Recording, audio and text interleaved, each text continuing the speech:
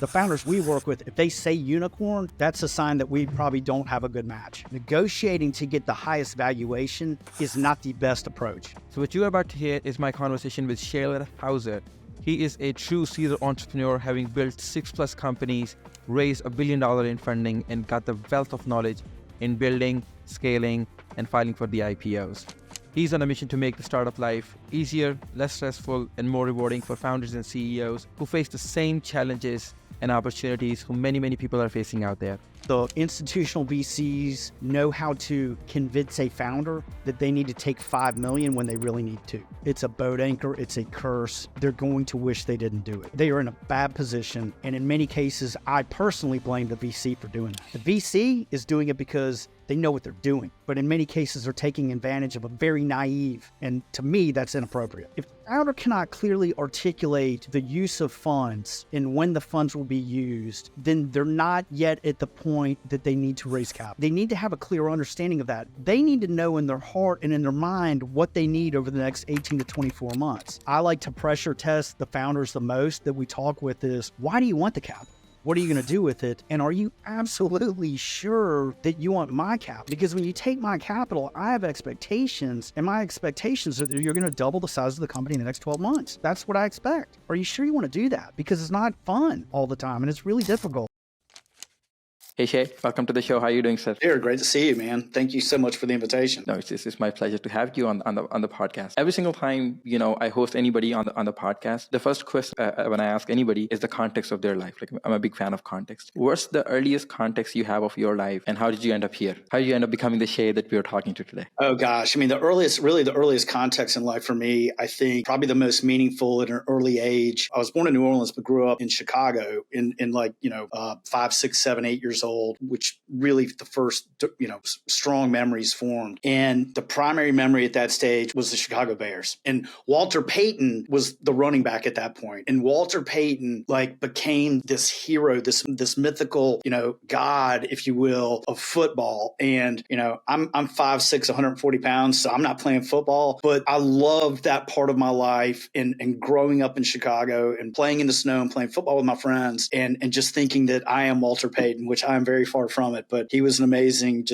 human being and unbelievable football player. Yeah, what a cool memory to have. How did you end up becoming investor, entrepreneur, serial CEO? Yeah. How do you want to, label yourself? I'm an entrepreneur. I mean, that's what I am. I'm not a VC. I'm an entrepreneur. I'm a founder, and I've done really 5 tech startups over, the last sort of 25 years. And that led into what I'm doing now, which is, venture capital, if you will, but I'm definitely not a venture capitalist. But, I grew up here in South Carolina and had kind of a troubled high school years, if you will, and got in a lot of trouble, and ended up going to a military college in South Carolina called the Citadel. And I needed the structure, I needed the discipline, and it was a really good place for me. It wasn't necessarily fun all the time. It was what I needed, and I'm super grateful, I got to the decision to go there. But a couple things happened when I was at the Citadel. My junior year, my best friend and I started getting T-shirts printed before football games, and we would basically get these sales reps, other students, and we would carry these T-shirts around in our laundry bags and sell them. And it was kind of one of these deals where it cost of $8, sell it for $15.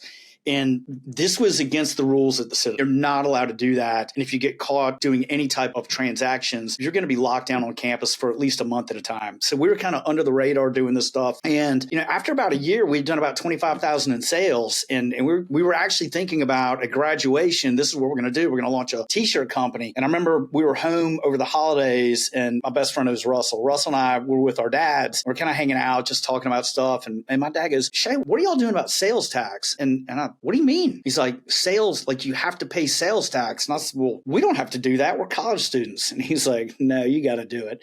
So that was kind of my first entree to entrepreneurship, if you will. And, we shut that company down. We just kind of set that aside and learned some interesting things about inventory and revenue and cost of goods. Well, so fast forward senior year, and I was master of revels, which meant that I was in charge of all the senior class parties. And we had this huge party every spring. And it was this place called Boone Hall Plantation in Charleston. And I, had like 20 kegs and this big plantation stage. And I booked 3 bands to come out. And one of the bands is called Widespread Panic. And I paid like $3,500 to have Widespread Panic come out. They're significantly more than that at this stage. But we charged like $20 per carload of people coming in. We were initially charging like $10 a ticket. And then we got too many people. We started charging by the carload. Well, that night when it was all said and done, I went back to school with a laundry bag full of cash. It was over $15,000 in cash. And because there was no credit, we weren't using credit cards or Venmo, and took the money and put it in my lockbox in my chest. We have these big lock boxes, and I just dumped it in there. And I was like, that was easy. Like, this is what I'm going to do. I'm going to go, produce music and be a promoter. And that did not happen either. But I graduated in the May of 91, and a week later, I was back in Greenville working for a telecommunications company. And Russell and I went together to that company. We're the 10th and the 11th employees. And it was a long distance telecommunications company back in the day when you would pay 20 cents a minute to pick up the phone and call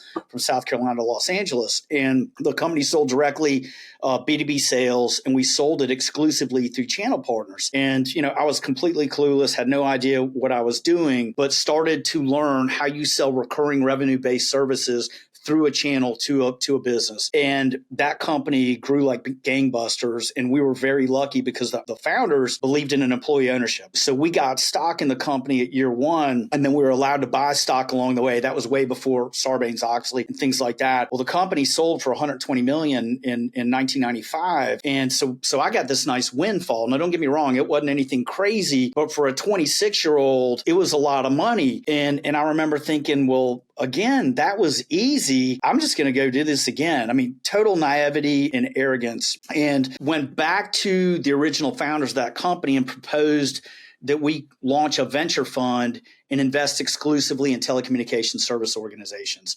And we did that. We raised a $9.6 million fund, and we invested in 9 companies across the country, and sort of got lucky in terms of our timing, because that was the beginning of the dot-com boom. And we got in one of the very first voice over internet protocol companies that ultimately went public in 2000. And we did really well on that deal. At the end of that process, my partner and I had been debating raising a second fund, and we already had a good track record, and we could have raised a second fund. But at that point, I really wanted to start my own company. It was time. It was like, I really want to do this. I felt like I had learned from the original company that I worked for, and learned some at the venture fund, although I was still pretty green at that. And I ended up starting a company called Trivergent Communications, and wrote the business plan. I wrote the first check. I wrote a $250,000 check, opened the account, and started hiring people.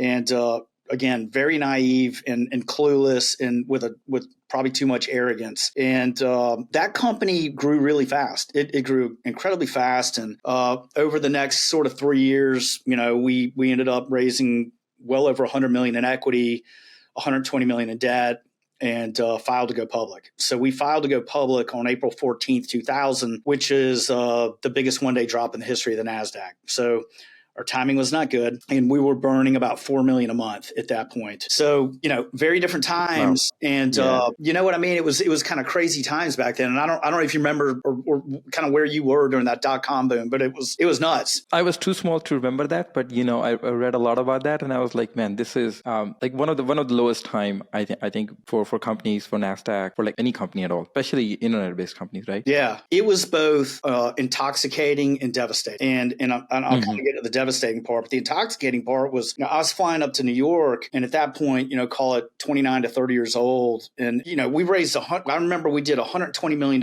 credit facility that was led by Toronto Dominion Bank. And it was myself and probably 8 members of my management team. We did a 1-hour pitch in a hotel room in New York, 1-hour pitch. And that evening, the banker called me and said, it's done. We sold the whole thing's underwritten. And I was just like, this is insane. Who are these people giving me this money? Like, they have lost their mind. Do they not know that I don't know what I'm doing yet? There was a severe case of imposter syndrome, but also just sheer sort of curiosity. Like, I really find this hard to believe. But long story short, we couldn't get public. The market had blown up. We were burning $4 million a month, and we were not going to be able to raise capital. Fortunately, there was a competitor out of market that had just raised $200 million in equity from Goldman Sachs.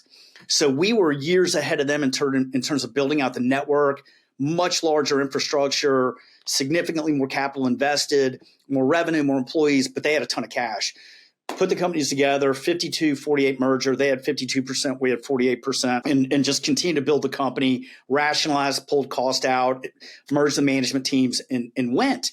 And the board kept saying, just build, keep going. We've got all the money you could possibly need. So we're like, all right, yep, sounds good. We'll just keep doing what we're doing. And about a year later, we were starting to get low on cash, still had some. I mean, we were doubling the size of the company. So the spend was literally $8 to $10 million a month. I mean, it was unbelievable the amount we were spending. Back then, I mean, that was just insane, crazy money, right? I mean, I guess exactly. It kind of scales to Series D deals that are done nowadays, but it was significant capital. But as we started to run low, the board started having discussions on the next round of capital. I will never forget this. We had a board meeting in St. Louis and I flew up for the board meeting, and the chairman at the time, we started getting in the meeting. He said, so we've talked about raising capital, and, I want to go around the room and just make sure I understand where everybody is. So they literally go around the room in a circle, right? And the guy from Goldman, we're in for 10, the guy from Chase, we're in for 5. J.H. Whitney, we're in for 5. They literally just go in the round. Also, it's $50 million. I'm like,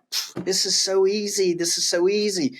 And then the chairman goes, and to facilitate this, of course, we're going to have to recapitalize the company. So what that means is we're going to initiate a 1-for-100 reverse stock split. And I sat there and I'm like, David, hang on.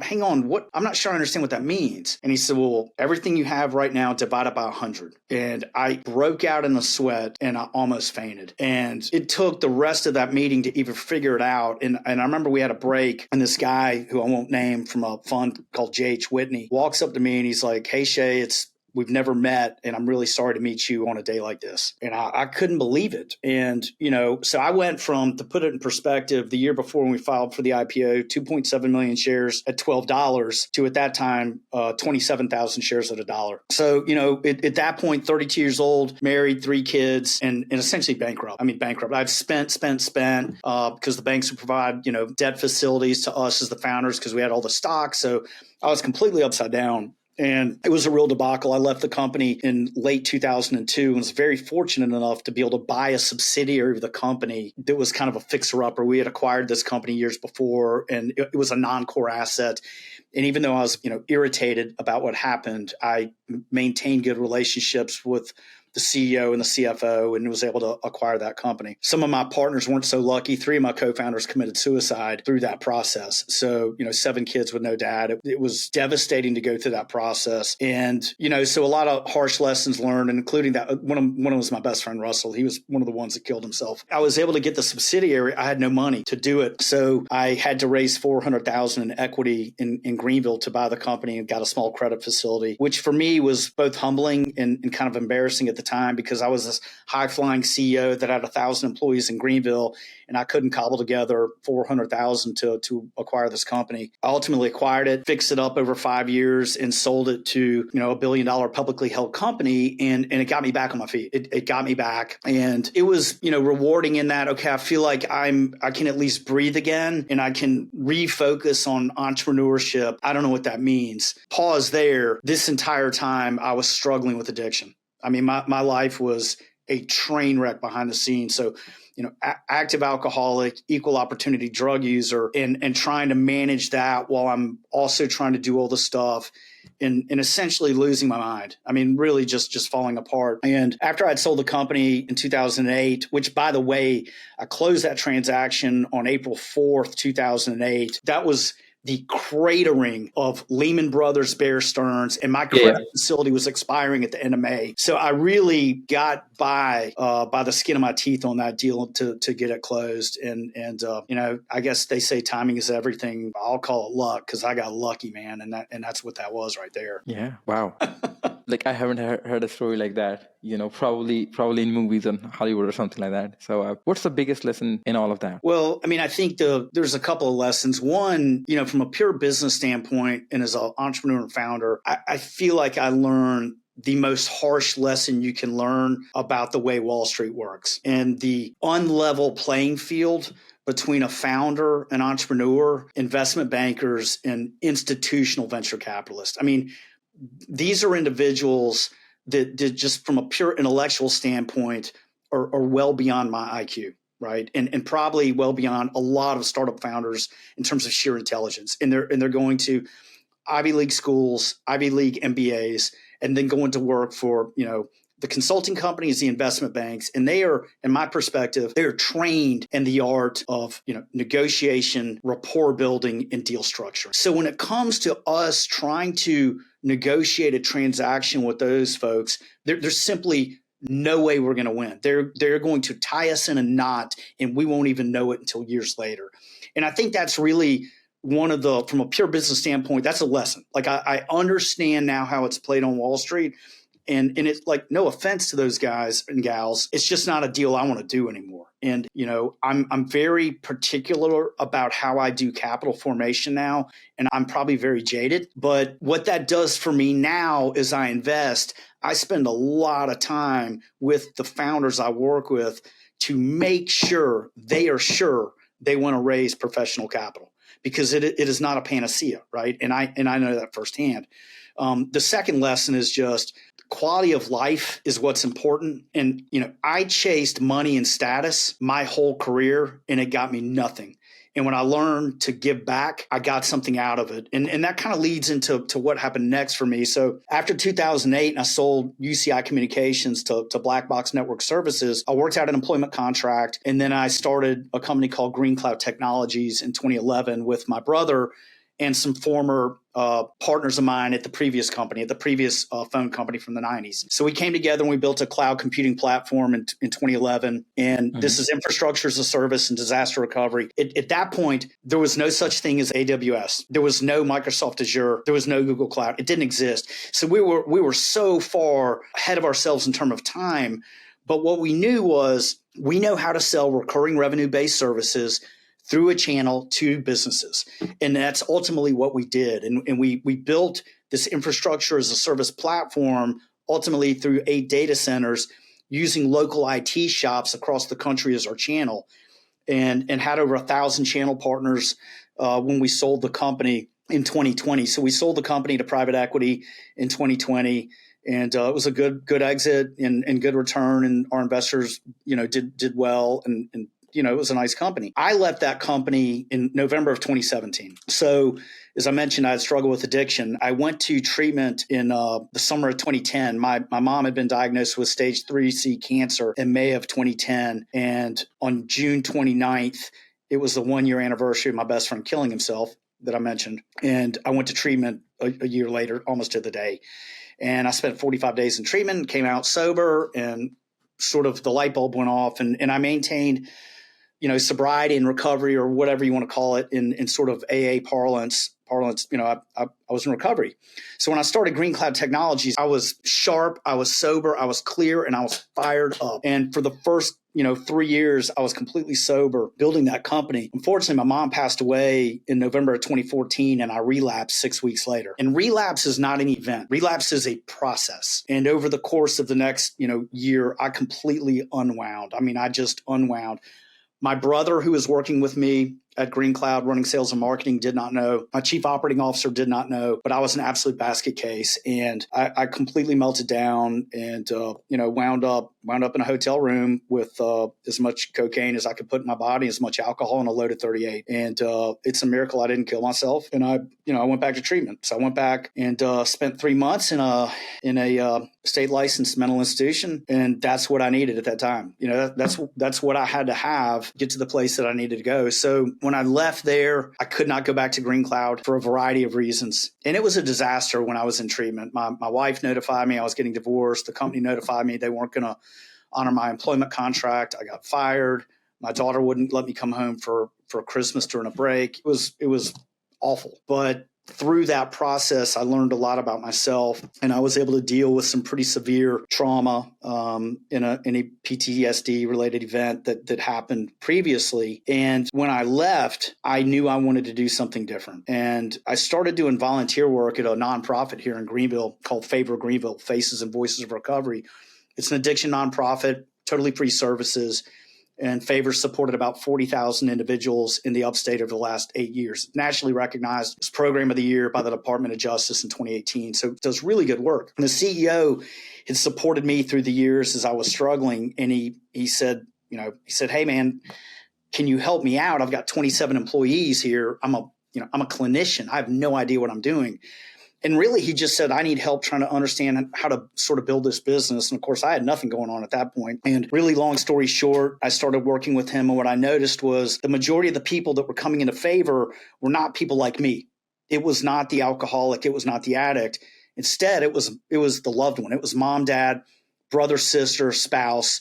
And they were lost and confused and scared and embarrassed and shamed and angry, and you name the emotion, they were full of it. And I told Rich from Favor, I'm like, dude, everything we are doing is focused on the individual that's struggling, and we're not doing anything to support the families. Why don't we use some of the content you've created to support the families? And ultimately launched a company out of that called U-Turn Health. And U-Turn Health is now we believe the world's largest platform of therapist-led video content for addiction. And our customers include the South Carolina VA, DHEC, the state of Arizona, the Federal Bureau of Prisons.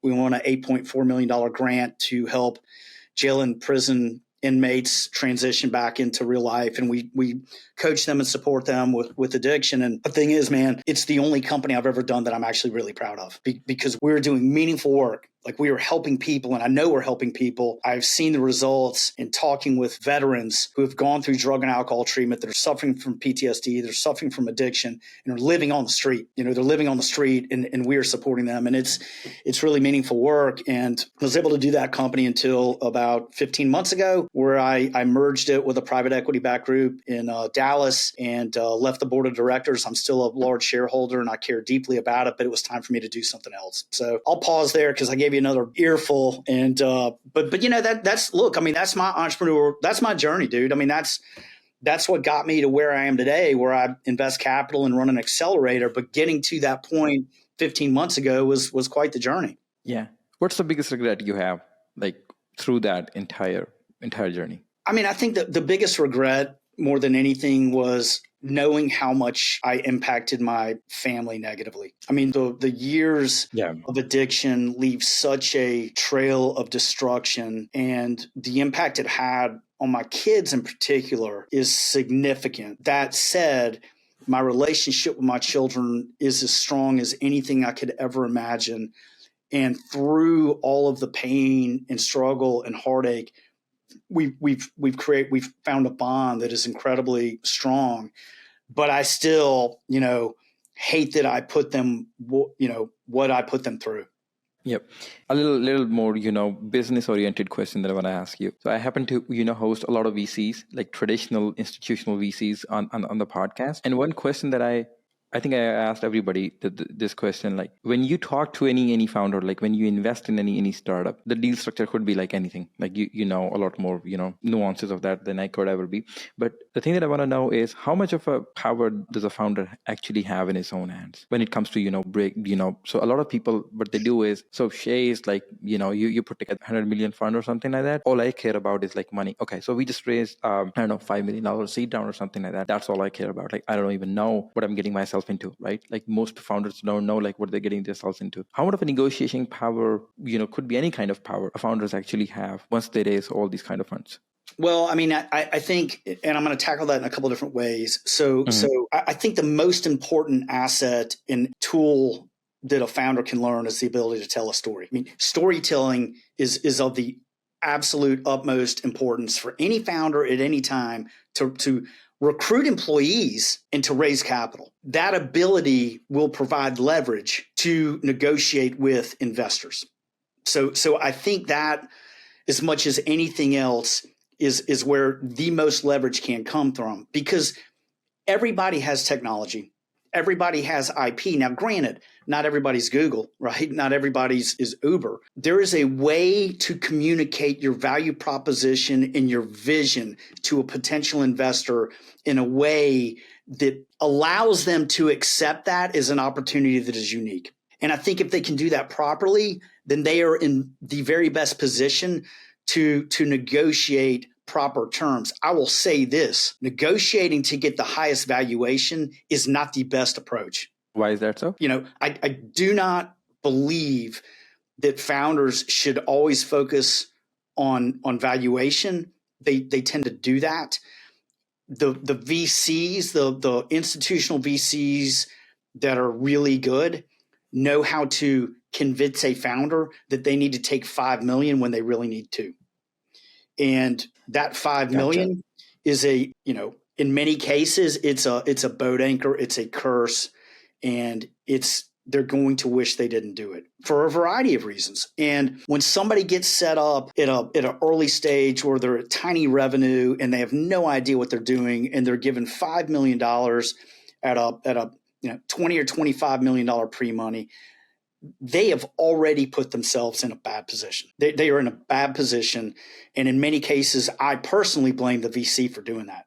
The VC is doing it because they know what they're doing. But in many cases, they're taking advantage of a very naive founder. And to me, that's inappropriate. I don't know if I answered that directly. It's just sort of how I think about that with the founders and the interaction with professional investors. Yeah. No, I think you have answered that in a correct way. Do you think most founders, they're like, I don't want to generalize, but I have to, unfortunately. Do you think most founders, they lack financial education and this understanding of this thing, like, this sort of an awareness, like how much money they actually need to raise compared to how much they're raising? And one other question that, which is sort of a follow-up on the same one is, I also believe like, so I belong from a world of product, that's what I did for like years. So we always call this thing, which is product market fit, right? Like everybody talks about that. And then quite recently, I come across a term which is called a co-founder fit, like people that you're working with, very important. Is there actually a thing which is an investor fit or something like that? You just can't be going and like, asking a bank, hey, just give me a couple $1 million check. You should actually be going to a strategic investor who's going to help you beyond just, writing a check. What do you think about that?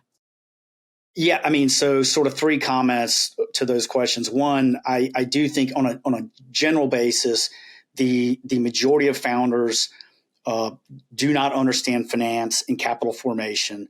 They do not understand necessarily what happens after they bring institutional money in. Okay, so just in general, I think there's a lack of knowledge around that. Not everybody goes through what I went through, on Wall Street to learn that harsh lesson, and I hope they don't. But there's certainly hundreds of founders that are going through it right now that raise B and C and D rounds that are getting completely hammered at this moment. So they're learning that lesson, maybe not to the extent that I did, but they're learning that lesson. So yes, I think there needs to be a lot of work around founder education, specifically around what it means to raise the capital and the things you have to be thinking about, because it is not typically a one and done. There's a stair-step approach with a variety of investors that have different return requirements, parameters, and expectations.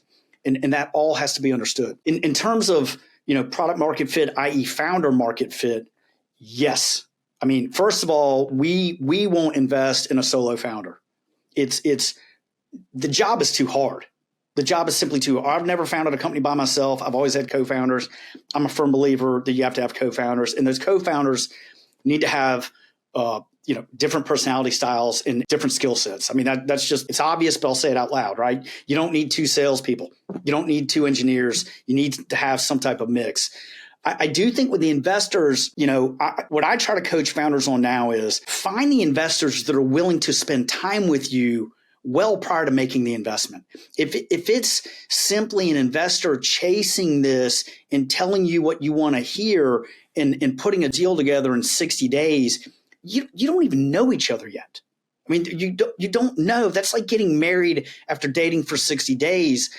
I think the funds that have individuals that care enough to take the time to get to know the founder themselves versus just the company, that's the type of folks I want to work with. If I'm a founder, that's what I want. And I've had it both ways as a entrepreneur. I've had it both ways. There are VCs, covered up with 27-year-old associates, and no offense to 27-year-old associates, but they cannot give a founder valid advice other than around finance and accounting and those functions. They do not know how a sales motion works. And they may have been exposed to it, but they don't know it. And I think there's a lot of time where brand name partners are involved but it is clearly the associate or the vice president that's going to manage the relationship. And I don't know what the value add might be. So, I'm not trying to trash talk brand name VCs. That's not it at all. They're incredibly valuable to the ecosystem and so needed. But I also think it's very important for founders simply to be realistic and practical about what the VC can and will do for them versus what they need to do on their own, and layering in what expectations the investor has and what that means for that founder in their personal life and their professional life. Yeah, that's a very good point. Do you actually believe that most people go to these, brand name VCs just because it's more of like a stamp on like whatever they're doing? And so I'll just recall a couple of things. When you and I got connected was because of one tweet, actually. So you posted something like, you posted something on Twitter, and I was like, yeah, that's what's happening. And now that we see that on LinkedIn, so founders are doing exactly the same thing. Like, previously, so when I graduated, I started working. So a lot of my friends went to FMCGs, fast moving companies. Most people would have it something like X Unilever, X Nestle, yes, X, you name it, right? So, people used to have that. Now, because that's the circle that I'm now. So almost every founder is like the name of the company, like whatever that is. In parentheses, it says raised by, I don't know, Anderson, however, it's like A16Z first round, and then, Secure Capital or something, or like YC graduate or something like that. This is becoming more of a like a stamp, like, Forbes 30 and the 30 or something like that, right? This is becoming something like that. It is. And I think, I think it can backfire on a lot of people. The amount of times I've gone to somebody's Twitter profile where they say, X, Google, and then I go to their LinkedIn and they were, employee number 76,000, and they didn't even have a title. It's like, did you really want to point that out? Because clearly you're smart and you got hired, but you're intelligent. Like Google and hire dumb people. But like I don't get what that means. Particularly the ones that have been involved in large financings over the last 2 years when money was flooding the market. Who cares if you were ex Instacart? I mean, who cares? You're a manager at Instacart? I don't care. What does that mean? So it's definitely a vanity metric, I guess. But at the same time, look, I can't talk. You go to my Twitter profile and it says 6X founder, 3X Inc. 5,000. It's embarrassing that I do that. It's I don't know why I do it. I guess I just play the game like everybody else, but it's unfortunate that we feel like we need to do that. Yeah. People actually, they kind of find you knowledgeable, worthy of having you in connection if you have those names. So actually that's what it is. You mentioned Instacart. So one of the guests that I was fortunate enough to invite on the podcast, he runs a very successful VC from early stage, but he was one of the angels in that Instacart, like way back. Yeah. And he was like, I'm the happiest person on the planet. Yeah. When we went to IPO. So one question that I want to ask him, but unfortunately, we interviewed him before that IPO thing was happening. So just couldn't, disclose that like it was happening. A couple of questions, actually. When should a company go for an IPO? Like what is exactly the right time? And you mentioned that, there was like right time, bad times. How do you actually gauge like, okay, today is the moment they should, file for an IPO. What's a successful IPO looks like? And a very innocent, dumb question, because I am not I don't know finance, I'm a student of finance. Right after the IPO, why does the share price comes down like almost immediately once the IPO is announced? Like I never understood that. Like okay, I'll hit all those things. I do want to go back to kind of the question before that, which was sort of why do founders want to go to like A16Z? And the answer is clearly that those funds have an incredible track record and a brand name, and they've built that brand name.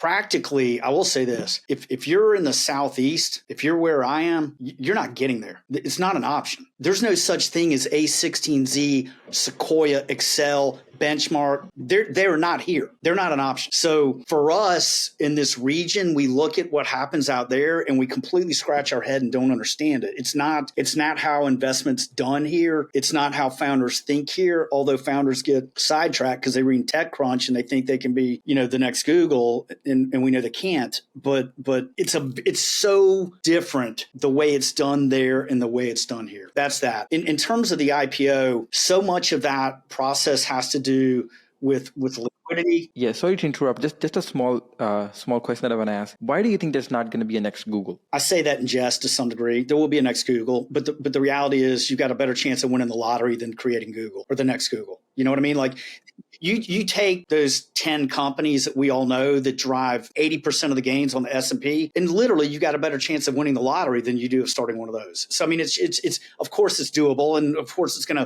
it's the thing that Silicon Valley is exceptional at. They make those. And when you make one, I mean, it's a grand slam. Now, those early stage venture investors will tell you the greatest returns are post IPO. I mean, that's where the massive alpha is generated is post IPO. Now, a lot of the shares get locked up and they distribute them to the limited partners, and the LPs do whatever they want. But I say that I don't tell founders that, but I do tell the founders we work with, if they say unicorn, that's a sign that we probably don't have a good match. Seriously, it's just a very different approach from what we do. On the IPO stuff, so much of that is tied to liquidity and tied to how long investors have been in, what's going on in the market, the stage of the company, and really the investment bankers are going to drive so much of that. The founder, from my experience, is we're not the one driving. We're going public today. The bankers and the lawyers are driving every bit of that. Now, the roadshow determines the interest in the overall IPO, which is how the price gets set. But there is a very fine line for the bankers to walk, in that the company is obviously getting diluted when they sell shares at the IPO. The company doesn't want to get overly diluted, and the company wants to maximize the amount of capital they're bringing in from the IPO. The investment bankers got to sell it to the investors. It's easier to sell if the price is lower. So there's this push-pull of, right, the company wants the price higher, the banker wants to be able to sell the deal. The market sets the price. In many cases, if the deal is sort of overhyped and oversold, and the large mutual funds pre-commit to a significant stake, there's not enough demand at the IPO, and the next day or the day of the opening, it's going to drop. And you've seen that even with Instacart, to where, a great IPO, and I don't know I haven't checked it, I'm not watching it every day, but I think it's probably down 20 to 25% from the IPO. And, a lot of the shares are locked up. So, the individual you interviewed, if he was in on the seed stage, like, he's golden no matter what. But without question, I mean, we all know this is public knowledge. The later stage investors, pretty much anybody that invested in Instacart after, I think, during 2022 and beyond, maybe even 21 and beyond, they're upside down right now. So that whole stage of market just simply got flooded by Tiger and by my associate's son, and it messed everything up. And now the pendulum's kind of swinging too far to the other side. It'll settle in the middle, and things get a little bit more stable. But yeah, the IPO thing is a very difficult process for the bankers to manage, and the CEO is along for the ride and telling the story, but they are not determining the price when we go public. Yeah, going back to raising capital. So I actually want a decent half of this podcast to be around capital, because I think a lot of first time founders they struggle with that a lot, because there's not a whole lot of content produced on how to raise venture fund and stuff like that. I mean, there is some, but not comparatively as much as how to start a company, how to build a good company, blah blah. So when raising a venture capital, what specific advice would you give anybody who's doing it for the first time, like around perfecting the pitch decks, negotiating, I don't know, building relationships with the investors, finding the right investors. So yeah, like how would you answer that one? Complete honesty, emotional honesty. That means transparency, truth, and meaningful relationship building. I mean, to me, that's what it's about. I mean, it's telling the story, but it's not hyping the story. It's painting the picture and the vision of what you believe the company is today and can become. It doesn't have to be pie in the sky. It doesn't have to be this TAM of $1 billion. It has to be something that is easy to understand, where the distribution channel is clear. The product is product market fit, however you want to think about it, is obvious. And the founder can articulate why they need the capital. And I think that's a really important part, is if the founder cannot clearly articulate the use of funds and when the funds will be used, then they're not yet at the point that they need to raise capital. They need to have a clear understanding of that. And what that means is They need to know in their heart and in their mind what they need over the next 18 to 24 months. That's very different from the VC saying, we invest 2 million at a minimum. Okay. Because then the founder's thinking, I got to take 2 million at a minimum. So this is turning into a $3 million round. Well, if they only needed $1.5 million to 2 million, that is a vastly different business opportunity. They're taking more capital potentially than they need or want. The fire is lit the day the financing is closed, and they need to go grow 100 to 150% year over year for the foreseeable future. And they may not really want to do that. So I think that process, and I think it's on the VC as well, of really finding common ground on how much capital is actually required and where it's going to get spent. So I think that is the most important part for the founders, is to be thoughtful in that exercise. And then also don't blast information out to VCs. Just really take the time to find the appropriate VC. And what that means is they invest in your space. That when you go to their portfolio on their webpage, they have multiple investments that are in your space and in the same time frame. If you're pre-seed and they are seed investors, they are not likely to invest in your round. Now, if you're trying to, build the funnel for the seed round, great. But don't try to pitch a seed investor on a pre-seed deal. You're wasting time, both theirs and yours, and you're also showing a lack of maturity and understanding of the market. And that reflects on you as the founder. So I think a lot of founders tend to sort of spray and pray and hit everybody they can, particularly if they don't have a prior relationship. But I think that's a mistake. I think it's a lot better to be thoughtful about the approach and really try to connect with, whether it's an associate or a partner, just somebody at the firm, and build a relationship. Okay. Yeah. You mentioned one thing, which is, the moment you raise the capital, the fire is lit and now you have to just grow like crazy or something like that. Mm-hmm. So two questions that comes to my mind. So question number one is, who should raise money? Because I believe not everybody should and not everybody need to. So who should raise money? And the other one is, even after raising the capital. So I'll give you a small anecdote here. So one of the person that I know from the Middle East, they started a company called Airlift. That company had $85 million seed A round, one of the biggest in this MENA region, in this Middle East region. And then they were like, it's the probably unicorn and this and that, you can name it, because a founder who has done 85 million Series A, you can say, it's going to go crazy. 2 years later, they shut down the operations like every country that they expanded. So the growth was there, not sustainable, obviously. So the question that I want to ask you is, why companies fail to scale, actually? I mean, I think companies fail to scale for, there's a number of different reasons. But if the capitals come in before there's true product market fit, they're going to spend a lot of capital while they're losing focus. I mean, part of in my view, the biggest challenge when the capital comes in, particularly a large amount of capital for a first-time founder, okay, if they've never gone through the ramp phase of, from 10 employees to 100, they're simply going to make a ton of mistakes. They're not going to be able to hire properly. They're not going to be able to lead, build the team. And there's going to be so much lack of focus and so many mistakes made, but the money covers it up. The money covers up the mistakes for an extended period of time.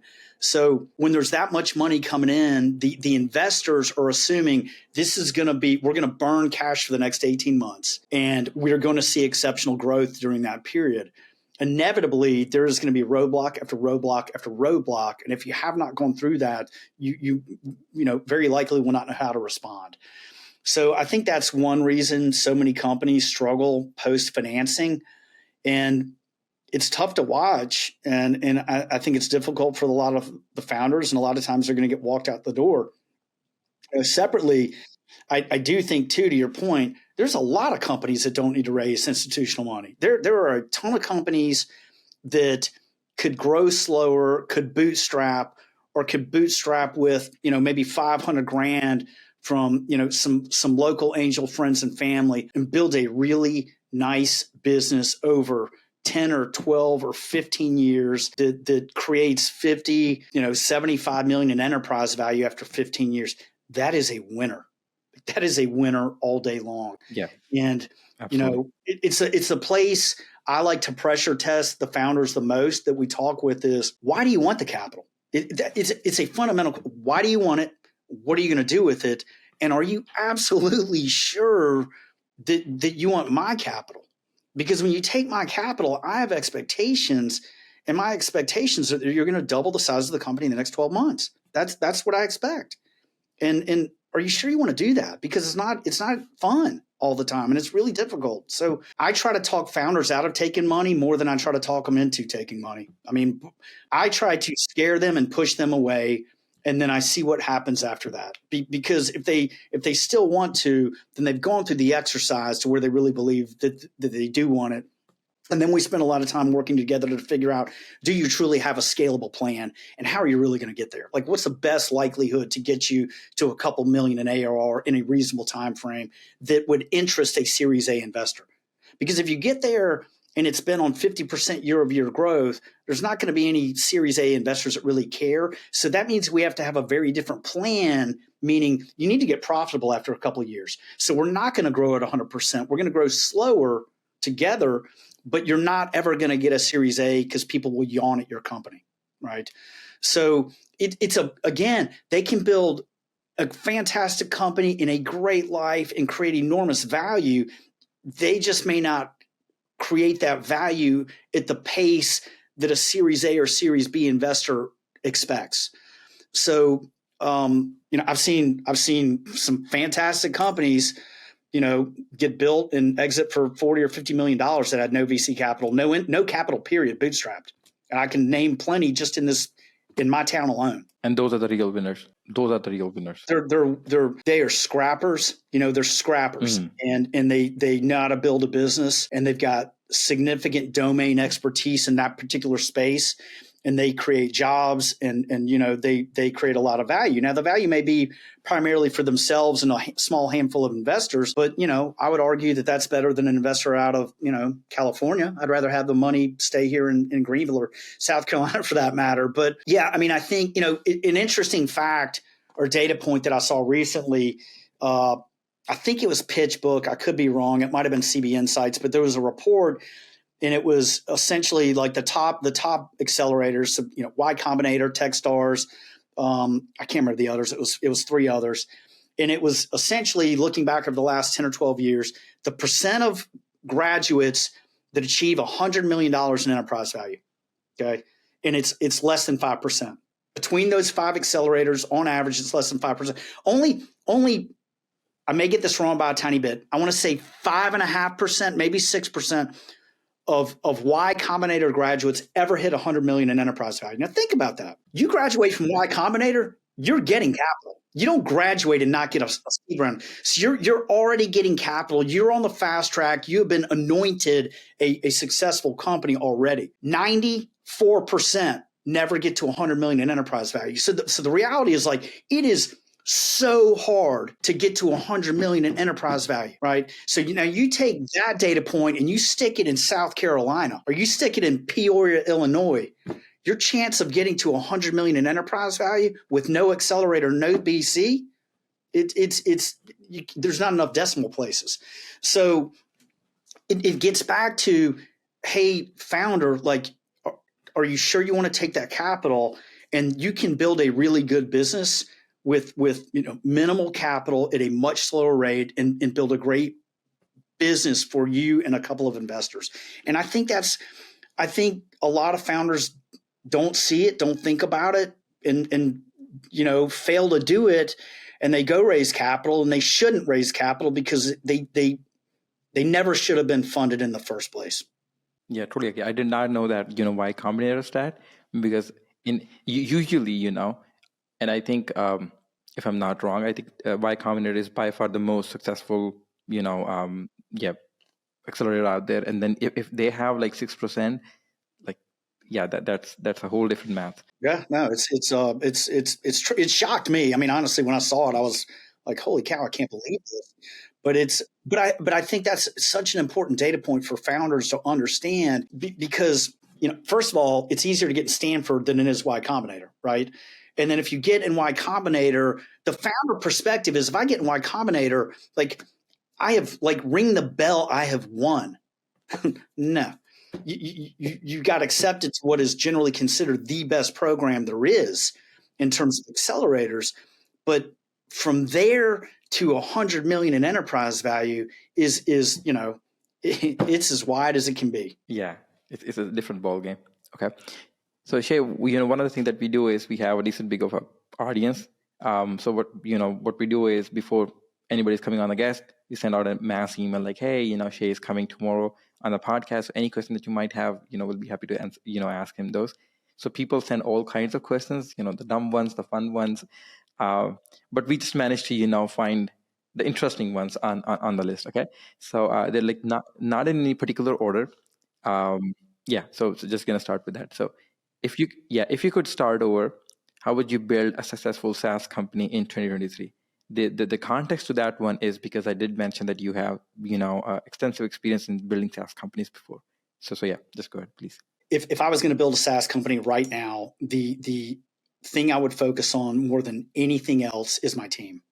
It would be my co-founder or co-founders, and who my first 3 hires are going to be, and who my initial fractional resources are going to be. But more than anything else, that is where I focus my time. After that, it's obviously there's product or there's service in the platform. But if I don't get that right, it doesn't matter what the platform does. It doesn't matter what the software does, because I'm not going to get past 10 employees and I'm not going to get capital raised. It's all about the team. I believe that so firmly. It is all about the team. So that's where I focus. Yeah, that's a good one. I had a theory a couple of years ago. I used to say this thing, like, you need to invest in a team before you need to invest in a product, so you can build a good company. That's it. I mean, it's the truth. I mean, I believe that. Yeah. Okay. What are the cap table red flags for you? Ooh, one of the cap table red flags is like when I see 7% in this name and they're not an employee, and I say, yeah, like, who's that? And they go, that's my brother-in-law, and he's a lawyer or he's an accountant. I'm like, okay, that's a sign that we have a very inexperienced and green founder who's probably already got himself in trouble. I mean, that's obviously a red flag. The other thing I dislike is when I see like safe after safe after safe after safe stacked up, or just a variety of securities, with a company that's got less than $250,000 in revenue. And what I mean by that is if there's a safe and a convertible note and a promissory note, then I just want to, it's not good. It's just simply not good. So those are the red flags that are obvious. I think there's some that are a little less obvious, where maybe it's just a lot of people on the cap table, where they're like $5,000 and $10,000 safes done or something like that. And it's a recipe for problems later on. Do you believe in, giving equity to early founding team apart from co-founders? Yes, I do. With a vesting schedule? But the reason is because, keep in mind, when, my very first job, those founders gave me equity, right? And allowed me to buy equity, and I benefited from that. And I also watched when they sold that company, there were 16 millionaires made, including the receptionist and the executive assistant. So I saw the power of that. And so I just believe in that. So I'm clearly biased about it, but I believe strongly in it. Okay. All right. So the next one is, for the first-time CEOs, what leadership principles or mindsets are critical? Like, how do you manage stress and burnout as a founder? And I believe that you have a plethora of knowledge on that. So how would you do that?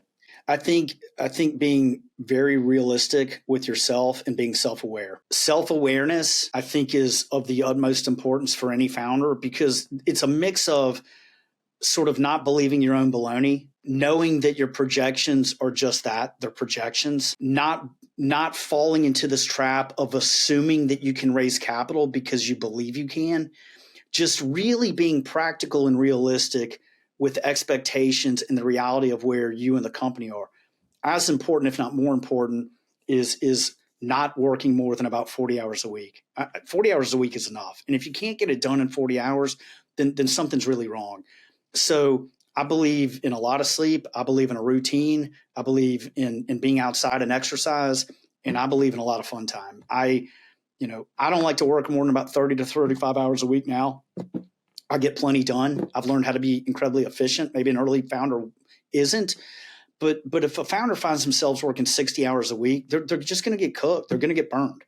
And I think that's probably the most important thing. Be self-aware and take care of yourself. Yeah. So what's your opinion on this extreme hustle culture, like 15 hours a day, working over the weekend? Yeah. Yeah. Okay. So it's not sustainable either.